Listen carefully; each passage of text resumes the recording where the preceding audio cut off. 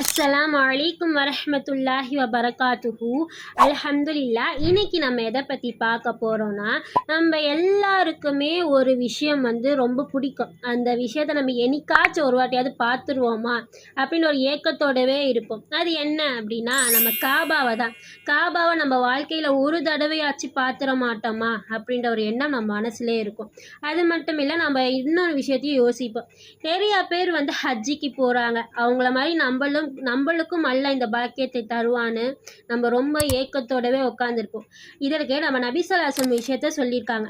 என்ன அப்படின்னா, ரமலான் வந்துவிட்டால் அதில் உம்ரா செய்து கொள். ஏனென்றால் ரமலானில் உம்ரா செய்வது ஹஜ்ஜிக்கு சமமானது என்று நம்ம நபி ஸல்லல்லாஹு அலைஹி வஸல்லம் கூறினார்கள் என நம்ம அப்துல்லா பின் அப்பாஸ் ரலியல்லாஹு அவர்கள் சொல்லியிருக்காங்க. அல்ஹம்துலில்லாஹ்.